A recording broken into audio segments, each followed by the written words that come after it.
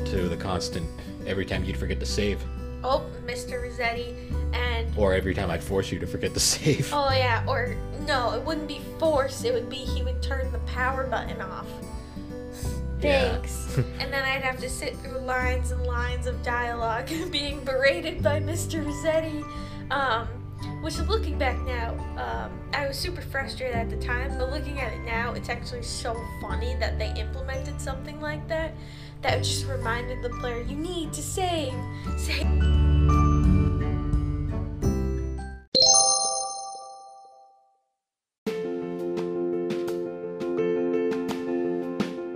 Hey guys, welcome back to the third episode of the Gaming and Collecting Podcast. On this episode, we're going to be talking about one of the most iconic Nintendo franchises to release in the last few decades. It's the social simulation franchise, Animal Crossing. During this episode, we're going to be talking about our first encounters with the franchise, along with all the various main series entries and spin-offs that have released over the years. Thanks for tuning in. As we discuss the games that shaped us. So, Animal Crossing. Where do we begin? More like, where do you begin? Well, for me, I'd have to say my introduction to the series was Wild World. On the DS. Yep, the DS. For me, it's more, I saw the series, because we didn't grow up with Nintendo systems in general, other than handhelds. So we didn't have a GameCube growing up, or an N64. So I always saw like Animal Crossing on the GameCube at friends' houses, but never really had a shot to play it. Instead, we had PlayStation 2 at the time. I mean, ironically, the franchise actually debuted on the N64 as Animal Forest. Yep, Animal Forest. Before eventually getting an enhanced re-release on the GameCube, which eventually saw localization. But really, the first real experience I think in our household we had was with Wild World, as you said, the DS entry. I don't remember if you also had a copy of it. Or I if it didn't was just until me. years later. You had the main copy. Yeah, so really, I guess your experience was living through my experience and maybe some of my frustrations at time. Frustrations or just me kind of glancing over and being like, that looks interesting, but I never could get into it at the time. Yeah, it's definitely one of those games where you either love it or you don't love it. It's not for everyone. It's a game, well, the main factor I'd have to say is it's a game that works with your real-time clock. So in order to advance a day, you have to wait like an actual day. Yeah, so, everything is like real time, so it's like you can't really play the game 24/7 because you're going to eventually run out of stuff to do and you're going to have to wait. Yep. Which is inherently kind of one of my problems with the game, because at that point you have to always have the game on you, like in the system, and it's a bit of a hassle, but we'll get into that more later on. So for me, I got super into it, so I found ways to make the game playable all day long. And I think a lot of that had to do with like the museum aspects and also paying off your house, because especially in Wild World and the earlier titles, it was a lot harder to pay off your house and fill the museum. I think it was more limited to the options you could do. But it was still a really fun game, and it got me interested in the series as a whole. So as much as like there's things that aren't so great about Wild World, there's things that are super great about it. So it's a great game. Yeah, and I remember you'd constantly be playing that game. Like, you unlocked pretty much every house, filled the museum, did pretty much everything. Your whole world was completely customized. Yes. Like, you went to town on basically everything. And then I remember it was like, it's weird because you constantly played that game so much that you actually ended up completely skipping over the Wii entry.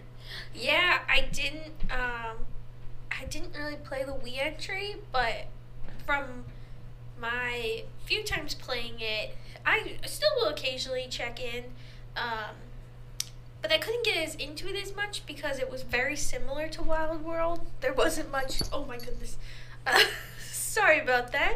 My cat just jumped right across my face and scared the living bejeebus out of me. Anyways, City Folk was very similar to Wild World, except it did add a little extra content, but I actually didn't really end up delving into that content because I was too focused on my Wild World instead. So I ended up not playing it as much, but I really need to like restart and just like kind of take the time to play it again because there is some really great things about it. Then the grass decay. Oh, The grass decay. Oh man, grass decay. it was always funny. Now I still remember Wild World too. The constant every time you'd forget to save, Oh, Mr. Rossetti, and or every time I'd force you to forget to save. oh yeah, or no, it wouldn't be force. It would be he would turn the power button off. Yeah. Thanks. And then I'd have to sit through lines and lines of dialogue being berated by Mr. Rossetti. Which, looking back now, I was super frustrated at the time, but looking at it now, it's actually so funny that they implemented something like that. That just reminded the player, you need to save your game. It was like, That don't mess with your time in-game clock, oh yeah, don't mess with the in-game clock. So, which everyone does anyways. oh yeah, I don't. I've never messed with the in-game clock. I've always just played it how it's supposed to be played. So I've never really messed with the in-game clock on that. Yeah. So then after City Folk and Wild World, the series was kind of like it was like the next. It was like waiting for that next entry, and then of course we eventually got New Leaf. Yes. New Leaf. New Leaf. I was so excited about New Leaf. Well, because it was a handheld game, and handheld games are always inherently easier to play, like keep track of, in a different kind of sense than like a console game would be. And yeah, we actually both got New Leaf going in, Yep. and I made it exactly 2 days, and then I got bored and put it down. And I did not. I looked back at it the other day and I actually had, I think, over 800 hours of gameplay in Animal Crossing New Leaf because I loved it. I loved the new added content to it. I was able to. I made my town beautiful. I loved being the mayor, which was one of the fun new features of it. I just had a great time. You went on like a legit like month-long binge of Animal Crossing New Leaf. Months long. It was months. Yeah, well then the additional like the DLC stuff came out, and you just kind of like even went farther after that. Yeah, Animal Crossing New Leaf was one of those games that like I never really put down. I think the only time I actually stopped playing it was when New Horizons came out. But not getting ahead of ourselves. Yeah. It's funny because I actually bought the game twice. Once I bought it physically just to jump on the bandwagon, and I lasted 2 days. Mm-hmm. And then I bought it digitally thinking, oh, if it's digital, I'll actually give it a shot. And then I just never did. I don't know. Something about New Leaf just did nothing for me at the time. No, it's definitely Animal Crossing is definitely one of those games where you either love it or you don't love it. And for me, going into it, I loved Wild World, and I was so excited to have a new Animal Crossing game, and seeing all the teasers and the new content, I was just over the moon excited about it. Well, I mean, it looked fun because the perspective of being like the mayor of the town was an interesting new twist. The real-time clock just did nothing for me. That was the problem. It is like it's hard to get past those first 2 days because there isn't a lot you can do. Which for every Animal Crossing game, it's always the hardest because like you don't have any tools, so you can't go fishing, you can't like catch butterflies, and usually they have you in some sort of like tutorial mode, where you're either like working for Tom Nook or in New Leaf it was you were discovering working. That's a fun term for slave labor. So it kind of like the first couple days, it can be difficult to do, but Tom Nook is the true villain of the series. If you persevere, it's worth it. It's so worth it. Especially with all the holidays and the fun events that came up. It was just like you looked forward to like starting to play again, like especially even when the seasons changed, which was constant throughout all the games, but I just think New Leaf like added so much fun content. The interaction with the villagers were fun, and I don't know. It's just one of my favorite games. I love New Leaf. I thought the mayor concept was cool. Mm. It's definitely fun being the mayor, making decisions for your town. You could either like, and it was cool because it kind of gave you like little buffs for your island almost. Like, so I picked to have like a lovely town, so like all the flowers would bloom and it would be really pretty. But I think there's also buffs for like there was one that would like give you more money, like you'd be able to make more money and a few other options. But I chose the lovely town because doesn't love flowers on your island? Um, Another cool thing about New Leaf 2 was the tropical island. Being able to go to this tropical island and being able to catch all these amazing, um, really expensive bugs and fish, which was super helpful. So I always would go to the island late at night. Like I'd stay up in my room with my DS on when I'm supposed to be sleeping, and I'd be catching all these sharks, all these super big fish, and then catching all these beetles on the island just to make so much money. So I had way too much money in New Leaf, which I did kind of feel like it kind of broke the game a little bit in some aspects because you could I make wouldn't really say broke. I said more just kind of streamlined. Yeah, it definitely. I think if you abuse the system like I did, but not everyone did that because not everyone's gonna stay up until like 3 a.m. catching fish. But I did because it was fun and I wanted lots of money. Yeah, it's weird too because the New Leaf train went on for a while. Yes. Like, I swear, like City Folk came and went. Mm. Because I don't remember people being nearly as hyped for that one as it when it was new, as opposed to say like the original or like New Leaf in particular. Because the New Leaf kept going. Like no one stopped that one. No, there was a lot of hype for it, and I think also when they added all the DLC too, I think that definitely helped. And plus amiibos.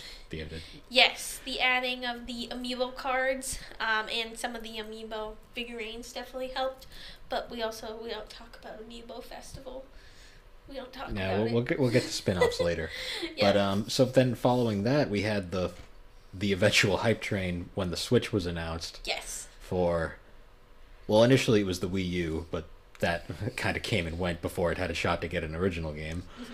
So eventually, when the Switch was announced, it was the inevitable wait for the next main game. Yep.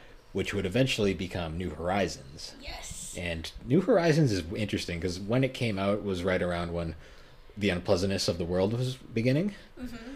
And we're not going to really get into that, but basically, we didn't really have much else to play at the time. Yeah. So I actually digitally downloaded it on a whim, even though I said I'm not going to play it because I'm just going to do what I do every time and waste my money and not do anything. Mm-hmm. But I bought it anyways because of course I did. Yeah. And you know what? I don't know what it was about New Horizons, but it grabbed me. Yeah, I was actually really surprised when at some points you were playing it more than me. It definitely grabbed your attention. You definitely played it. Well, because you can pretty much get going. I mean, the only real slow day is the first day. Mm-hmm. By day 2, aside from the freaking iron hunt. Yep. You're pretty much, you can make whatever you need and just start fishing and collecting stuff, and really it keeps you busy enough before eventually the island fully opens up by like day 4 or 5-ish or whatever. Yep. And it's like it kept going. Like you'd constantly just keep wanting to add more. You'd get more villagers. You basically just be, because you're on like a deserted island this time around. You basically are just building your own little civilization. Yeah, I definitely thought the concept going in was really helpful in grabbing new players like Bill. Oh yeah, the crafting system alone was like a new thing entirely, because you'd always have basically enough to have like more tools made, so you'll never like lose your tools even before like the store was built. Mm-hmm. And it would just making money was so easy, just collecting random fish or butterflies or like weeds. Yep. No, it definitely, I think, helped bring new players to the game and made it easier to start and get into it. you could get into it so much faster. So you could kind of see the charm and like the just like the heart of Animal Crossing. You could get into that really quickly, and I think that's one of the reasons why it was so successful too. Not only because we were all stuck in our houses, but also just because you were able to pick up and play it so quickly, and it's really fun. It's a really fun game. It didn't hold your hand like New Leaf did to a degree. It kind of like, it explained things easily enough, but you were basically free to do whatever you wanted from the start within confines of your restrictions at the time. And it would just, you'd simply pick it up. I mean, I remember you'd slowly unlock things, like you'd unlock the museum, and then you'd have to like go on like a quest to get enough stuff for him to justify building a museum. So you'd kind of do that in a sitting. And then you'd constantly get different like daily people would visit your island, and you'd have specific like different like achievements you could get for them, plus the Nook Mile system, which was pretty interesting. Yes, I did really like that system. It's like an achievement system without the achievement system in a way. Yeah. Well, because in New Leaf they kind of had something similar, but it was like badges. It was from this character that was like I think he was a beaver.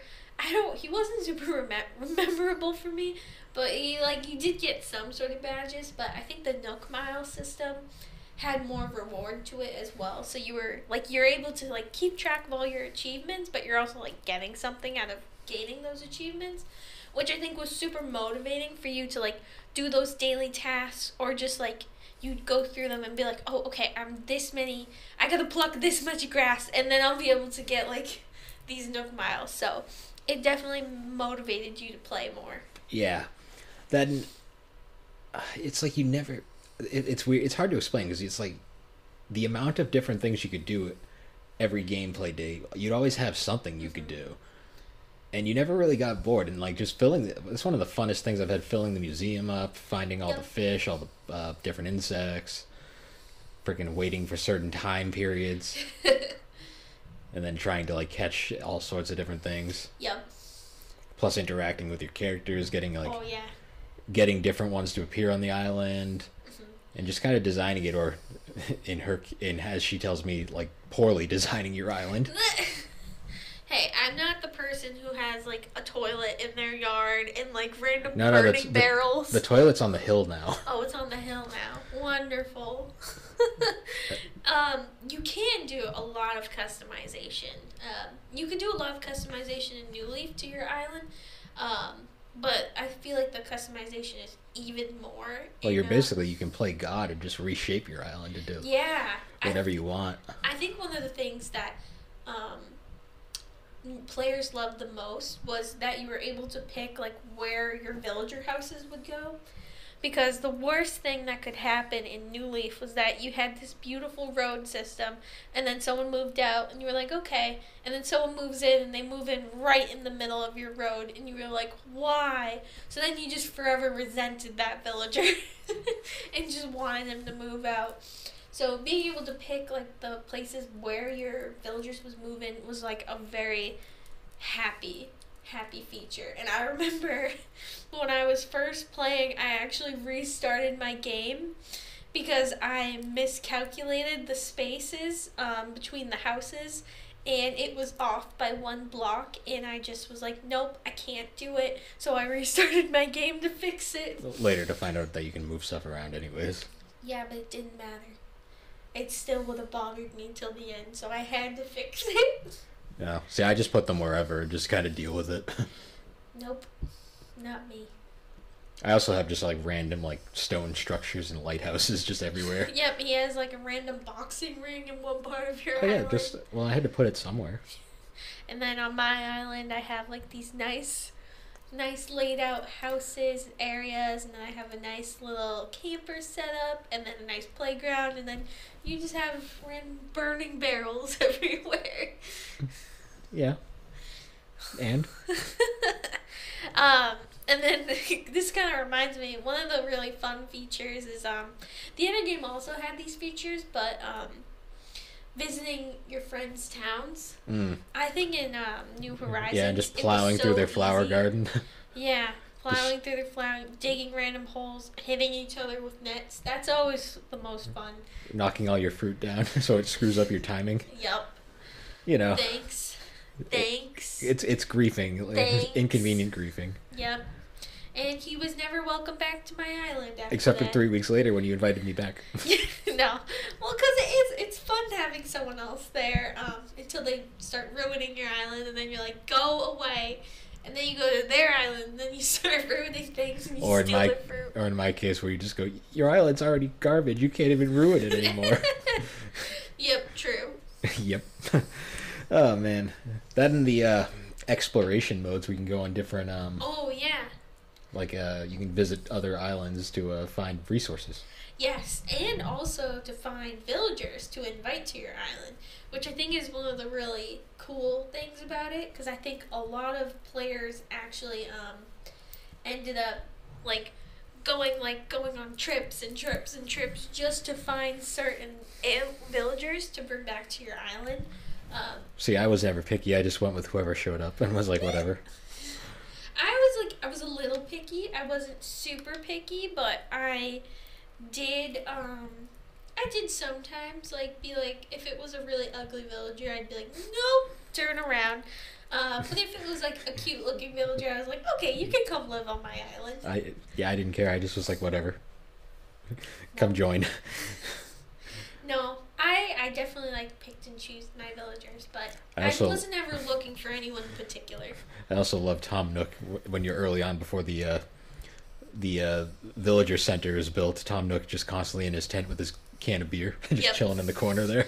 He's just hanging out, letting his sons do all the work. Oh wait, they're actually not his kids though. Oh yeah. I don't know how did you trap one that was wandering the island? Oh yeah, of course. I love trapping him, just because you can. Then Isabella finally shows up and she's constantly got her glass of scotch. Yep. So I assume that's what it is. I love the fact that whenever you go in there, they're never doing anything. Nope. I love the setup though. Basically, all your villagers from New Leaf just kind of abandon your previous world. Yep. They join the New Horizons island. Yep. Except for Zeddy, he's been demoted to helicopter pilot now, I guess. The rescue service. I've never used that. I also haven't used it. To the point I don't really even know what it does. I don't know what it does either. I'm not quite sure. I think it has to do with the island. Oh, if you get lost on an expedition or something. Maybe. I don't know. I haven't used it. Never had a need to. Yeah, no. I haven't really had a need to do it. But I'm glad he's still in the game, at least somehow. Also spent a lot of time this time around just catching the diving mechanic. Ooh, yes. Which is cool because basically it expanded your island even further so you can swim in the water and find more items for your museum or just random stuff to sell. Which is another thing about New Horizons. Making money is incredibly easy once you get to a point where it's like once your house is paid off, now you just have too much money and you're like, I don't know what to do with any of this. So that's, you buy all the clothes, you buy all the furniture. I definitely noticed that the clothes options, like with the Able Sisters, have expanded incredibly. Well, everything's expanded pretty much because there's tons of customization options. I love just customizing the house, honestly. Yeah, no, I love being able to customize the island, to build, to add waterways, to get rid of waterways. It's really cool. Also, freaking the incredibly almost uncannily realistic fish and bugs. Yes. And the scorpion and tarantula, those bastards. And the puns. You can't not think about the puns. Oh, yeah. Then how many sea bass you collect in the span of an hour. Yeah. But thing is I can't complain when it comes to the sea bass in these games because nothing's as bad as it was in Wild World when there wasn't that many fish that you could catch. And you just would get sea bass and sea bass and sea bass and sea bass and so many. I think I caught over 1 million sea bass. Well, my favorite is when you're trying to collect that one fish. I was trying to find the sturgeon for the longest time. Yep. and I couldn't find one. And then I finally caught one, put it in the museum, and then the next thing I know, I found like 3 of them. I'm like, Yep, that's always how it works. are you kidding me? Same with the oarfish. I couldn't find an oarfish for freaking ever until I finally caught one. And then I found like 3 of them. Yeah, I was like, I feel like that happened to me too, especially with the oarfish. I was like trying and trying, and then I finally caught one, and then it was like 2 minutes later, and I was like, I just caught 4 oarfish. What the heck? well, now I have one in my yard in my house just to have an oarfish. I think I had one in my house too, but I eventually sold it, so I'm sorry, Mr. Fish. That, and also I want to talk about the museum in this game is one of the most like insane like things. It's beautiful. Like they designed the museum. Like I have all once I finished and collected every fossil, just going through the fossil section alone is like, wow.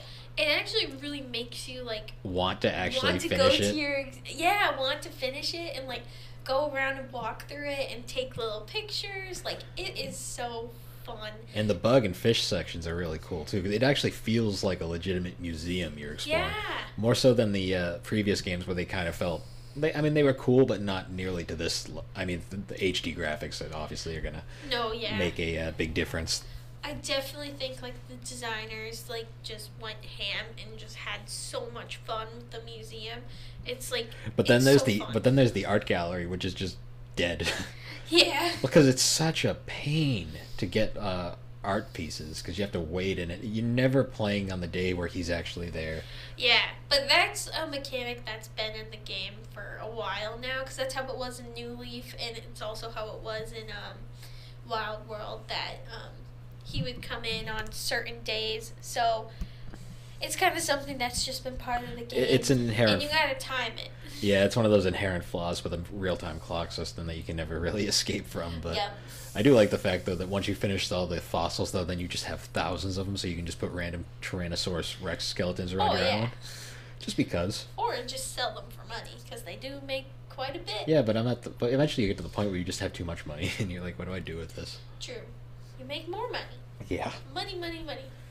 Godzilla. You start decorating your house with money. I just put Godzilla statues everywhere. Why not? Why? I mean, hey, if that's how you want to decorate your island, make all your villagers feel like they're in constant panic, you do that. Well, you know. You do that.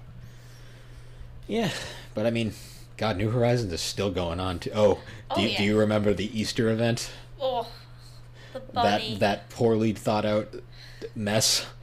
It was just like, it was so... If they had shortened The problem event was to like a week... well, also the big problem is it came out so early in the game's run. Oh, yeah. And the problem was, the rabbit was already like annoying to begin with. So they actually had to nerf him out of it so he would leave you alone. But then the other big issue was the eggs. Fishing became impossible during this period because you were Yeah. only ever going to catch eggs. Well, fishing, it was everywhere. Like, it was in your trees. It was Yeah, in but the at least air. it wasn't every tree. Oh, yeah. The fishing, No, though, it was literally you could not fish. Yeah. Like fishing, you were only going to catch eggs. No, the fishing was definitely frustrating. And it was definitely something that all the players felt. I think it would have been better if they had shortened it to at least a week. Because I definitely think you could have gotten all the materials you needed in a week. Not, Yeah. not like the whole month. Like, Yeah, it that was little. that was what I'd call a very poor decision on their part. I mean, they had to learn because I mean, all the future events have been much smoother. Yeah. And it also, like, made me sad, too, because it, like, kind of overlapped with, the cherry blossom season. Yep. So it kind of overshadowed that, and it's, like, one of my favorite times of year. Like, that was, like, so pretty on the island, because you were able to, like, catch the little flower petals with your net, and you could make, like, the special, like, cherry blossom furniture, and, like, I love that, and I wish they had, like, separated it so that they weren't happening at the same time. I also love the music this time in New Horizons this time around. Like, one of my favorite themes in the game is you rarely ever hear it, but whenever your villagers send you off on a scavenger hunt to find a secret like item, there's just a chill like guitar piece that plays in the background. It's such a joy to like just kind of run around and find the thing. Yeah, they definitely, I think, the sound designers, the game designers, like, they really had a lot of fun with this game, and I think they really tried to make it like a really beautiful experience. Yeah, and I mean, it also helps that it just came out at a really good time for, good time for them, not so much the world. Yeah.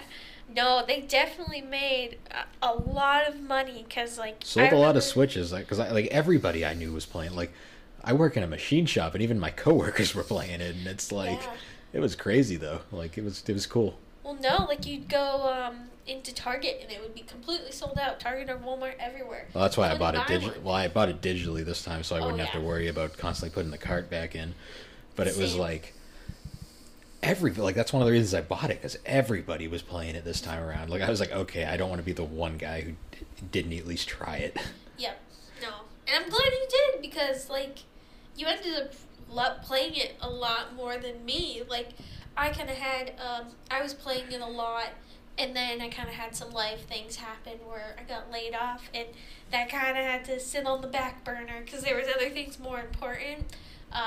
And I kind of dropped it for a while, but I'm getting back into it now because there's just so much that I missed. So I need to start playing it more, but life happens. And Yes, it does.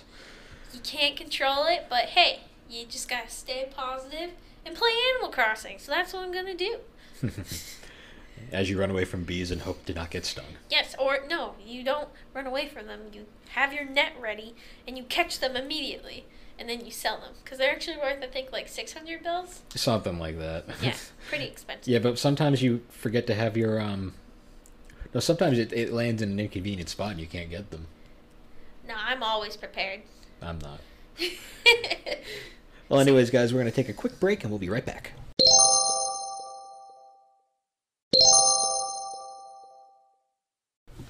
And we're back. Welcome back. So, continuing on, now let's talk about some of the more spin-off games that came out over the course of the franchise's run. Notably, you remember Happy Home Designer. Yes, I played Happy Home Designer a lot. You went on like a week-long binge just making houses. I remember we had to go to the GameStop and find that damn thing because nobody had it for whatever reason.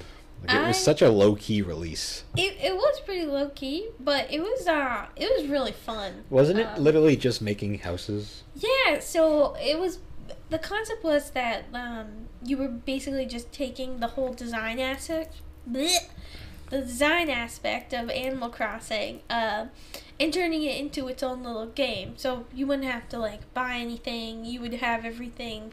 You'd have to unlock furniture as you kept playing, but you were kind of given specifications to each house, like, oh, you had to include this villager wanted this item, so you had to include it into your design somehow.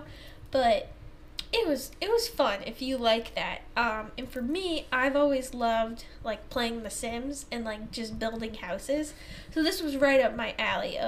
I like doing the design and the fun creativity. The design aspect of everything. Yeah. I kind of got one look at it. I was like, nah, I'm all set.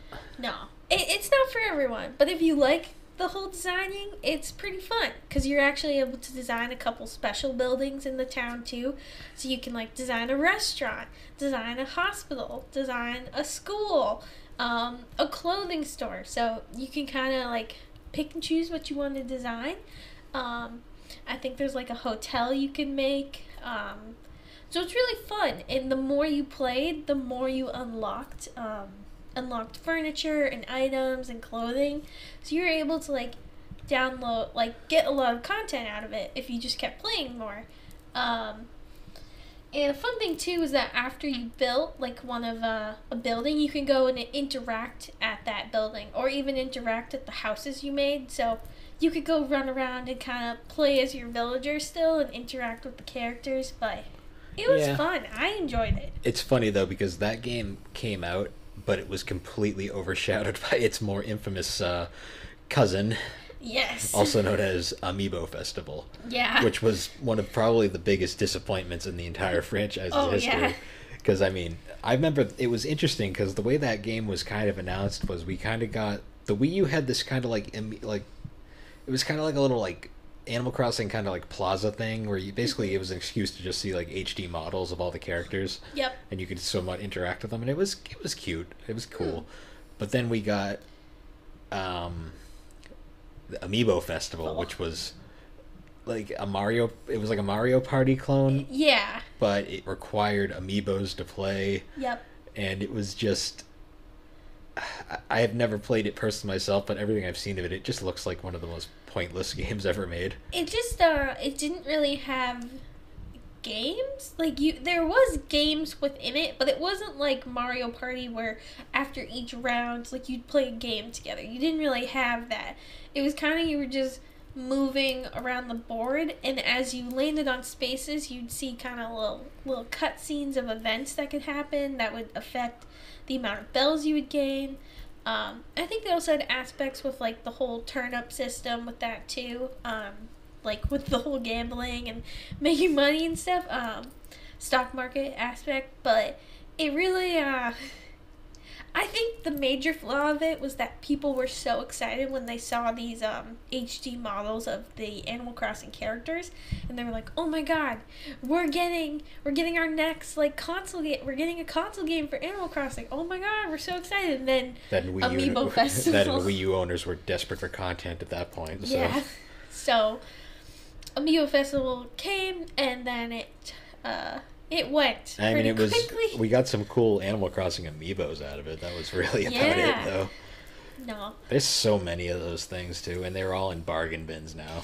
Yeah, unfortunately, it just, you couldn't really do much with them besides Amiibo Festival, or, because you were able to eventually use them in New Leaf. Happy Home Designer had an aspect of them, too, didn't it? Yeah, you could use them in Happy Home Designer, especially, but with Happy Home Designer and New Leaf, you didn't really want the actual amiibos. You wanted the amiibo cards because those were you were able to actually like use like villager characters, because they didn't make any actual amiibos for any of the villagers. It was just the main characters like Mr. Rossetti, Tom Nook. I think I don't know if there was the Able sisters. There's Blathers, but it kind of like. It wasn't worth having them. I remember it came with that like amiibo scanner dock too, like built in, because the 3DS didn't have amiibo support at the time. Yeah, it came in with this little circular scanner dock. Because they added it in with the new 3DS models. Yep, and it was fun. Like having the cards, it was fun. I had a couple cards, but I had no idea where they went.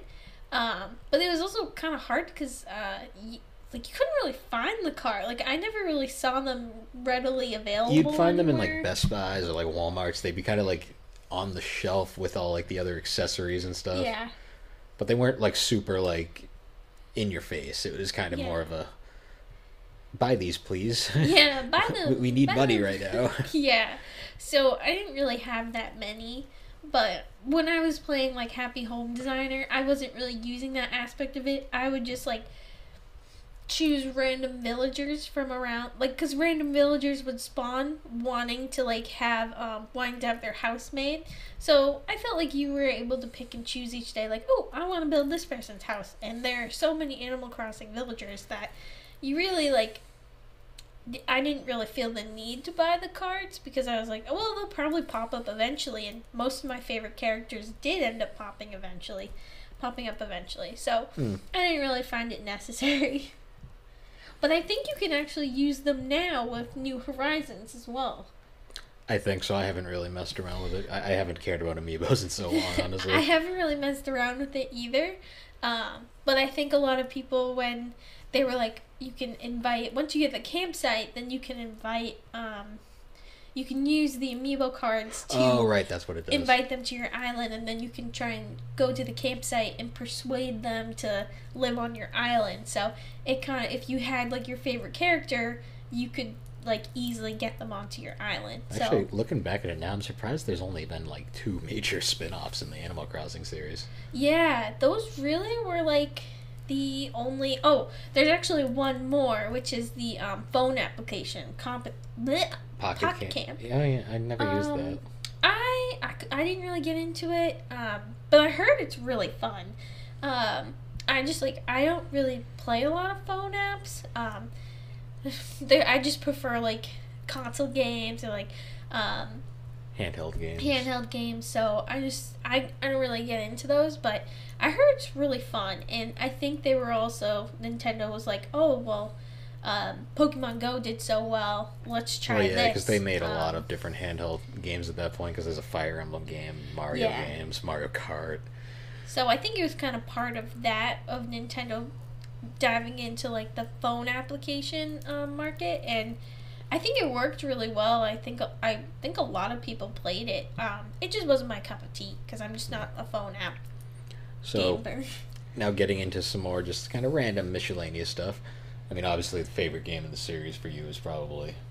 For me, I'd have to say it was New Leaf. I just have a really special place for that game. I put a lot of hours into it, and I loved a lot of the aspects of it. New Horizons is very close too. I mean, for me, it's obviously New Horizons. Yeah, it's the only one I could get into. Yeah, I love New Horizons too. But New Leaf is just, it has a really special place in my heart. I loved that game, and I still can go back and play it, and I still love it to this day. The biggest problem with like the older games now is like once you've played a newer one, it's so hard to go back. Yeah, because everything's so limited in comparison. Yeah, that's what's hard about Wild World. I actually did try going back one of these days, and it just didn't work. I played it for like 2 seconds. I was like, nope, I can't do this. Like it's really hard. But I think New Leaf and New Horizon, you're able to actually go back and forth pretty easily. Because a lot of the features in New Horizons were taken from New Leaf. Like the whole diving mechanic that was added in New Leaf. So New Horizons' only real major thing was the crafting system, right? Yeah, the major thing was the crafting system. And the then basic like island. And the island construction. Yep, and like also going to the randomized islands you can go to. I think were some of the major features. And then a couple new villagers were added too. I think one of the most like notable villagers was I don't remember the name of it, but it's like a red wolf. And that character was actually based off this little old lady who loved New Leaf so much. Like she spent like over like thousands of hours into it, and it was super adorable, and Nintendo actually made a character based off of her. So that's funny. It's one of those things that's really like charming about New Horizons. Who's your favorite like recurring NPC? What do you like a Tom Nook or a... Oh, for me it would have to be... That's tough. I'd have to say Blathers. I love terrorizing him with bugs. Well, you're mean. But I loved Blathers. I just think he's like such a cute character. Like the design is so adorable, and I love like little owls are just so cute. So I loved Blathers. He's one of my favorites. How about you? You know, I kind of like all of them. I like Mr. Rossetti just because I find him amusing. Yeah. I have a love-hate relationship with Tom Nook just because I love the whole meme that he's the villain. He's the villain of the game. He'll break your kneecaps, you know. Oh man, it's funny. And then I like all the random villagers basically that have been in the series forever. I mean, Isabelle friggin' exploded in popularity to the point where she's a Smash Brothers character now. I think that's really fun. The villager alone in Smash Brothers is amazing because of all the memes. Yeah. The villager gonna go just be this murderous, like, evil character just because of one trailer. Yep. That was funny though. I like those. Yeah. Oh, we didn't really talk about it brought off my mind. We never really talked about like KK Slider, because he's a very iconic character in the series, especially his music. That's like a big part of the series, like being able to like. Oh, and like how I broke the credits theme when we were on your island that one time. Oh yeah, I I think in New Horizons, as you know, like KK will come once you you have to get to a certain. I can't remember what you had to do. I think you had to have like a certain amount of buildings and then KK Slayer would be like, oh, it's cool. Now I can come to your island, and then he like plays like every like Saturday, I think. And I remember it was like the first time I had KK Slider and Bill was on my island, And I was like, all right, come on, sit in the chair next to me, and we're gonna watch KK Slider play. And then I got impatient and got up and completely like screwed up the credit sequence. So as Alex is sitting there watching him play, I'm just running around like whacking him with a net and just doing like emotes and just being annoying. And I was like, oh, she's like, you're not supposed to do that. You've ruined it. And I'm like, no, I think I made it better personally. He ruined it for me. It was my first time having KK Slider there and watching the ending credits, and then you're just slapping me with a net. So thanks a lot. And I can't move because it has you locked down at that point in your chair. So. And I was free to do whatever, and it was great. Yep. So that was a great moment. So thanks a lot for being a little twerp. Anyways. But yeah. He was definitely one of the really charming things about Animal Crossing. He was definitely, because you looked forward to him coming every weekend and then being able to get the music tracks to play in your house. So that was always really fun and just a really cute feature of the game. So I guess we could also talk about just our favorite villagers.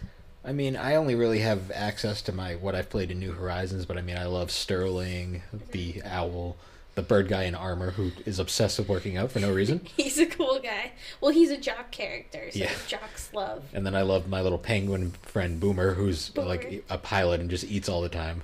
He's just a funny guy. And then don't you also have the Emperor Penguin with a deep voice who got really offended that I didn't play. Angry villager. That got really offended that I didn't play for a month. I think those are definitely, like, you have a really good island. You have a lot of really good characters on your island. Yeah, too bad it's designed terribly. Hey, they still love it. I'd have to say my favorite villagers, I have a soft spot for Bob. He's a cat and a lazy villager. He was in my Wild World island. He was one of my first villagers, and he had stayed there the whole game. So he has a little special spot in my heart. And then I'd also have to say Drake. He's a little duck. Ducks are my favorite animals, so automatically loved him. And he's a little lazy villager too, and he was always really fun to have on my island in New Leaf. And he was also one of like the originals and stayed there the whole time. And then I guess like my current favorite in New Horizons would have to be Hornsby, who's a rhino. And he's also, I really like the lazy villagers for some reason, I guess. But he's really cute, so he's probably like my favorite right now. Yeah, I mean, I like them all. I don't care if they have stupid like personalities or they're just ugly looking. I just like them. Well, that's like kind of the fun thing about the villagers. They all have these different personalities, so you can have a normal villager, a lazy villager, a jock, or like a snooty, preppy one. So it's kind of fun to have all the different personalities on your island. Yeah. And one of the fun things, too, is, like, when they interact with each other. Yeah. That's fun, and you can kind of eavesdrop in on their conversations. I had, like, 3 of mine just singing into, like, the town square. That is really fun. I do enjoy... That's, like, one of my favorite features of New Horizons, where you can place a radio somewhere, and then, they'll all go around and sing around it. It's so cute. I had one of mine sit on a freaking scorpion I was trying to catch. I was like, I was like, oh... It is, sometimes that will happen, where a villager might accidentally ruin something for you. Because I think I had one villager, it was like a stump, and there was a bug on the stump, and I was about to catch it, and then they just sat down, and I was like, no! Like, I saw it, and I needed that bug, and I was like, no! It was great. Well, it was awful, but also, looking back, very hilarious. Yep. Oh, man. I just love catching giant sharks, too, out of the ocean. And then displaying them. Yep, or just putting them in your museum. Yeah, that's definitely pretty fun. I love carrying an oarfish around and then just, like, whipping it out and be like, da-da! Everywhere. It's great bringing it to people's islands. Yep. No, you did that on my island quite a bit. Another funny thing, too, is, like, when you're fishing and you catch, like, this awesome fish, and then you'll see a villager, like, the little exclamation point will pop up, and they'll run up to you and go, can I buy your oarfish for $5? And you're just like, heck no! But then you're also like, but it's going to ruin my friendship with them. And you're like, oh, no. So you're so conflicted, but then eventually you're like, no way, money is more important. Oh, man. I remember my friend, actually, at work, he had entire like house, like room in his house, just hoarding freaking scorpions for when he eventually sold them off to the bug catcher. Oh, yep. That's definitely one of the things that's not broken about Oh, the did game, you ever but you get- can exploit it. Did you ever get the easily. Scorpion Island? I have. I got that like my first like expedition. I had no idea. I was like, oh no. I didn't last very long. No, you gotta. Well, it's funny because of the game's popularity, there were so many people like on TikTok and all the different apps like being like, "Oh, do this! Like, here's a little hack, and you'll be able to like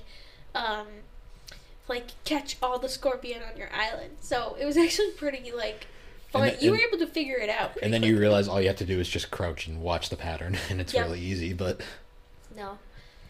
I remember some of those like tricks where like you gotta dig a 4 point Yep. of holes and then let it chase you into them. Yep. When in reality, all you have to do is just crouch and watch it and get close to it. But you know, the community was the best part though. Yeah, the community in this in New Horizons was honestly the best part. I think because so many people were playing it, you were able to play with like so many other people. And everyone had their own stories and were like passing them around. It was a cool like Yeah, world building moment. it was really fun. I think they really took the online capabilities of the Switch and were just able to add it to the game and make it super fun. Because you were able to do it in the past with I think you were able to do it in Wild World, but I did not know anyone who who also played Wild World when I was a kid, so I could never do that. And then the same with like New Leaf, like didn't really have anyone I could like have visit my island in New Leaf, but in New Horizons, especially where you were playing it, I was able to like dabble into those features. Well, And it like was really everybody fun. was playing it. It was crazy how many people played this game. Oh yeah. I remember like I had friends posting on Facebook or like Instagram being like, "Hey, I'm playing Animal Crossing. Does Come- anybody have apples? Does anybody? Who has oranges? Yeah. Oh, why does everybody have cherries? Yep. Like I remember that. Pineapples, or not I pineapples, don't coconuts. think Coconuts. Yep. I have so many coconuts on my island now. It's Yeah. not even funny. Nope. You gotta plant all those trees and then. My island has too many trees. No. Yeah, but it's kind of a good thing though, because you can always cut them down and replant. I know, that's basically what I do. Especially the money tree, which the money tree is really interesting too. The whole. You gotta gambling. find that freaking hole in the ground that Yeah. has the money, and then it's like you plant a certain amount.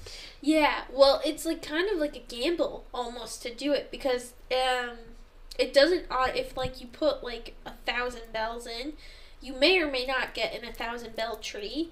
You might still just get an 100 bell tree. So it really it's a gamble. It's not always 100% that what you put in is what you're gonna get. So Yeah. I don't remember the exact ratios. You can definitely find them online. But it was like you got to gamble, and you could lose the gamble or you could win the gamble. So it's pretty funny. They really make it. They really thought everything through. Did you ever set an alarm to like catch a certain fish at a certain time? I have, yeah. Or I'd just like stay up late and look. I definitely documented everything. Like I would like look online to see like how much a fish cost and like what time they would be there to be able to make a lot of money. So it's funny, you can kind of be strategic with the games almost. Playing Animal Crossing at like midnight to like 1 a.m. is the weirdest thing because nothing it's is like fun. really going on in game. It's just odd. Yeah, but you can go around and do a lot of stuff. Night swimming. Yeah. Night swimming. And I think that's when like the little ghost guy comes out. Oh yeah, him. You scare him and then he scatters all over the place. Yep. And you gotta go help him. He's a little fun guy. He's a nice fun. And then he never gives you anything good. No. Is there any events you just ignore because you have no interest in doing them?